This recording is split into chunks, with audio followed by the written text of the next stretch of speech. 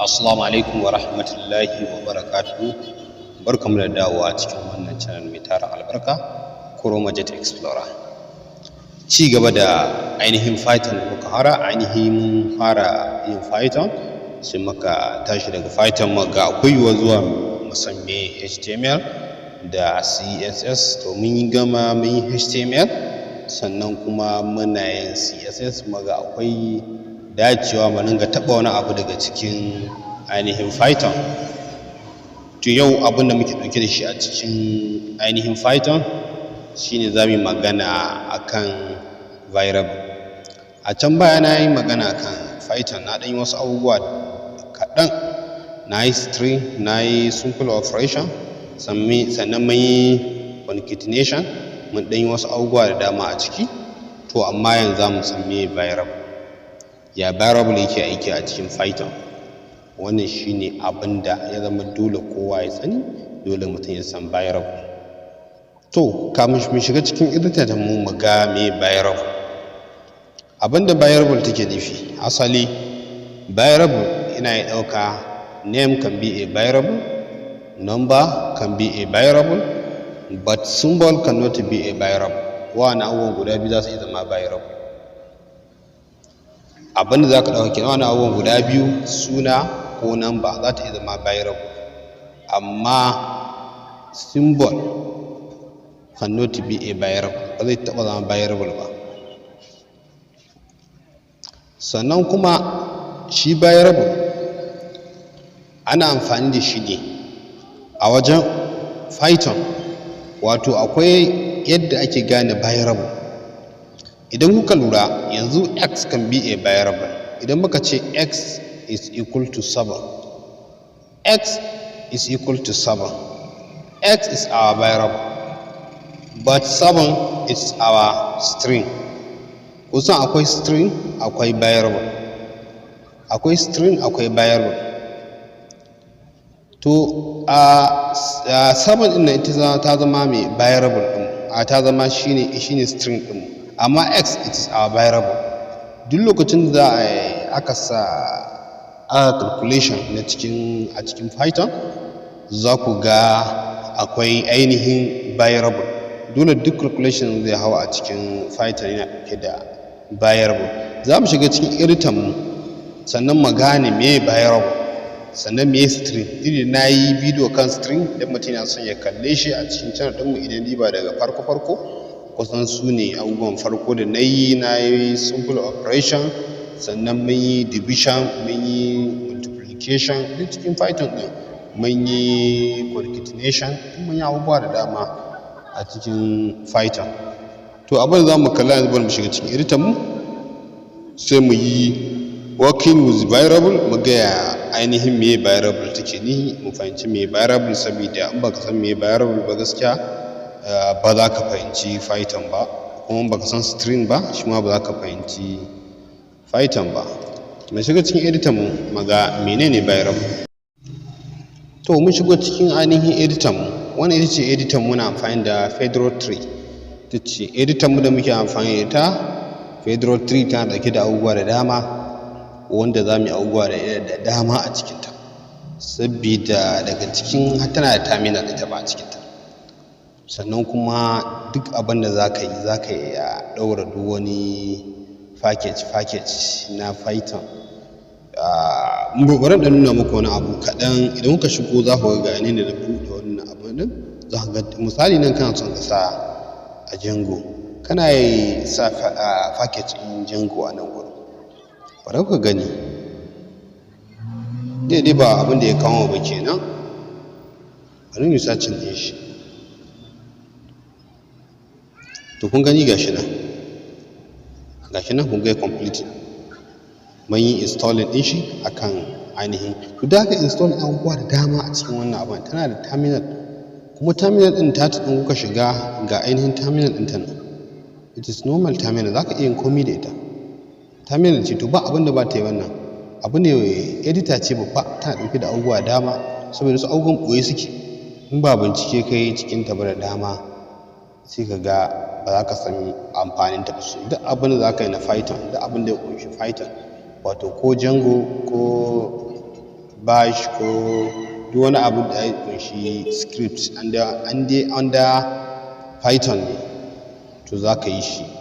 Kai har java tana ɗora java a samanta, har java. To sai mun zo kan wannan abubuwan za mu ga javascript na hawa samanta, za ku gani komai da kuma installing ɗinsu komai za ku ga ya hau insha Allah. To abin da muke tafi da shi yanzu shine ainihin a variable kamar yadda na ce. Ya variable yake? Na yi bayani akan me variable taƙaitacce shi. Ta ce variable ka rike cewa variable name can be a variable, number can be a variable, alphabet can be a variable, but symbol cannot be a variable. What is symbol? Symbol zai iya kama kamar misali wannan it is symbol, wannan it is symbol, this is a symbol, this is a symbol, this is a symbol, this is a symbol, this is a symbol. Duk wa'annan abubuwan symbol ne amma cannot be a variable. Only A to Z number alphabet can be a variable. 0 to 9 it is a number, it can be a variable. So let us operate. Bari mu ɗauki misali, bari mu ci x.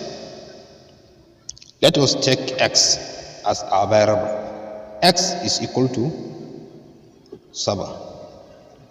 7 is our string. 7 is our string. So print, we can say print, okay? Print what? Print 7. Sai mu rage 7 ɗinmu kamar haka. Wannan shi muke ce ma bracket ɗin, su muke ce ma parenthesis. Parenthesis wannan bracket ɗin parenthesis su muke ce ma parenthesis. Sai muka ce print x, ya mana print ɗin x ɗin. Sai mun riga mun sa mun yi color ɗin x is our variable, sannan we call to print 7, mun ce ta yi print ɗin x, kuma x 7 x is our 7. To idan muka yi printing za ku ga ta yi da mana 7. Kun ga wannan shine variable. Let us take another example. To bari mu ɗauki mu ce, bari mu ɗauki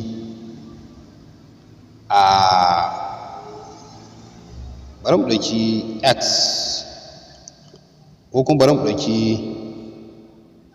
x, we can ɗauka x is our variable. X is equal to, sai mu sa parenthesis ɗinmu, sai mu sa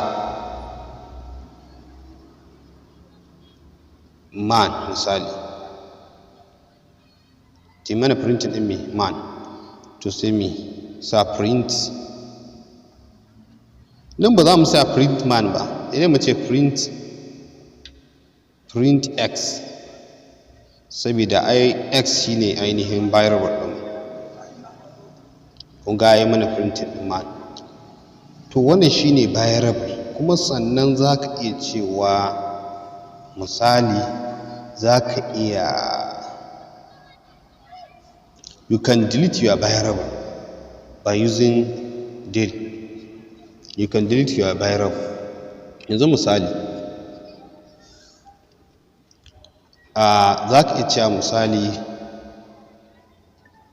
bari mu sa x ɗin, ko kuma mu sa, let us take g is equal to, let g is our variable, is equal to 8. Sai na ce del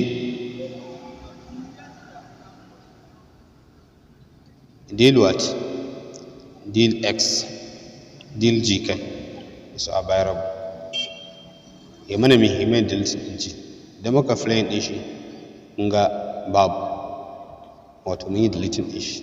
To a haka za ka iya deleting ɗin abu by using variable, by using variable. to wannan shi ake ce ma variable. Sannan kuma za ka iya multiply ɗin abu, kana iya sa abu ba ɗaya ba biyu ba misali a ciki, kamar yadda na sa muku man, amma muna iya cewa misali x, let us b is our variable, equal to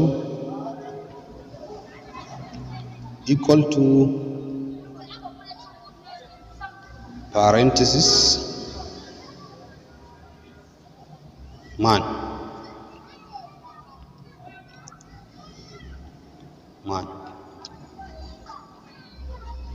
Muka sa man sai mu sa misali, sai mu sa print, yau haka ne, print parenthesis b plus what, plus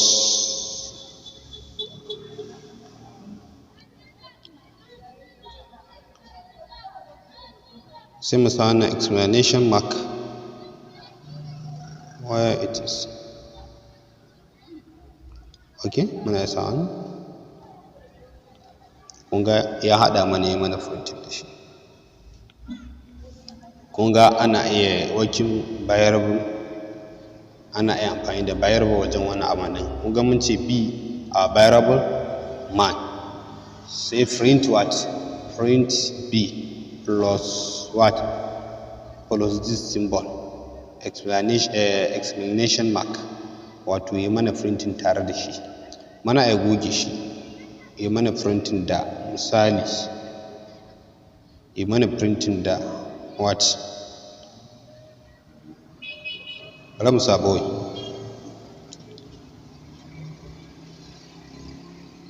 kun gani ko, man boy.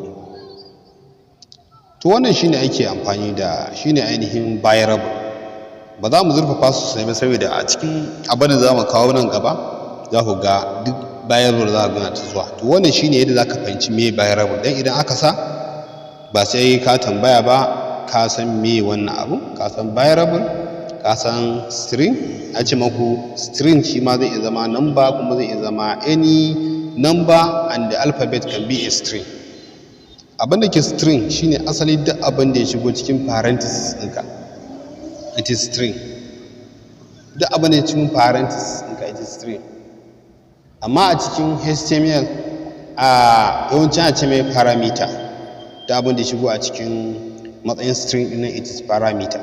Amma nan muna amfani da shi a matsayin me, a matsayin string.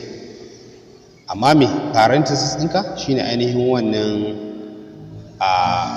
bracket ɗin nan da ka sa guda biyu, su ne it is our parenthesis. Abin da ke cikin shi shine ake ce ma ainihin string. To wannan shine ƙarshen wannan darasin. In akwai mai tambaya ko kuma akwai wani gyara da aka gani a ciki, to a taimaka a yi gyara. In kuma akwai mai tambaya, yana yin tambaya abin da bai gane ba. Assalamu alaikum warahmatullahi